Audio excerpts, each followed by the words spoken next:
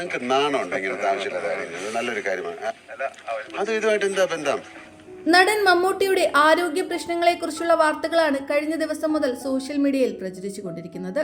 73-ാം വയസ്സിലും ഇത്രയേറെ ചുറുചുറുക്കോടെ നടക്കുന്ന മമ്മൂക്ക മലയാളികൾക്ക് വിസ്മയമാണ്. ആരോഗ്യകാര്യത്തിൽ ഇത്രയേറെ ശ്രദ്ധിക്കുന്ന മറ്റൊരു സിനിമാ താരം മലയാളത്തിൽ വേറെ കാണില്ല. സിനിമാ മേഖലയിലെ സ്ഥിരം ആരോഗ്യ ഉപദേശിയെന്ന് പല താരങ്ങളും അഭിമുഖങ്ങളിൽ തമാശയായി മമ്മൂക്കയെക്കുറിച്ച് പറയാറുണ്ട്. മദ്യം, റെഡ് മീറ്റ് ഒന്നും കൈകൊണ്ട് തൊടാത്തയാൾ, പുഴമീൻ മാത്രമേ കഴിക്കൂ, തേങ്ങാപ്പാല് പോലും പിഴിഞ്ഞു കളഞ്ഞിട്ടാണ് മമ്മൂക്കയുടെ വീട്ടിൽ കറികളിൽ തേങ്ങ ചേർക്കാറുള്ളത് എന്ന് തുടങ്ങി രസകരമായ പല കാര്യങ്ങളും പലപ്പോഴും അദ്ദേഹത്തെ പറ്റി നമ്മൾ കേട്ടിട്ടുണ്ട്.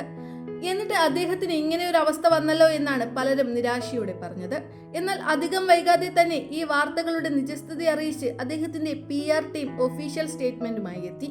അദ്ദേഹത്തിന് നിലവിൽ ആരോഗ്യ പ്രശ്നങ്ങൾ ഒന്നുമില്ലെന്നും റമദാൻ നോമ്പായതിനാൽ ഷൂട്ടിങ്ങിൽ നിന്ന് അവധിയെടുത്ത് ചെന്നൈയിലെ വീട്ടിൽ കുടുംബത്തോടൊപ്പം വിശ്രമത്തിലാണെന്നും അടുത്ത മാസം 6-ാം തീയതി തിരികെ ജോയിൻ ചെയ്യുമെന്നാണ് മമ്മൂട്ടി ടീം അറിയിച്ചത്.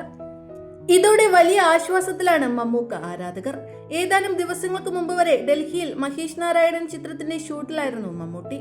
ഡൽഹിയിലെ ശൈത്യ കാലാവസ്ഥ കൊണ്ടുള്ള ചില ശ്വാസ സംബന്ധമായ പ്രശ്നങ്ങൾക്ക് അദ്ദേഹം ചികിത്സ തേടിയിരുന്നു എന്നുള്ളത് സത്യമാണ്.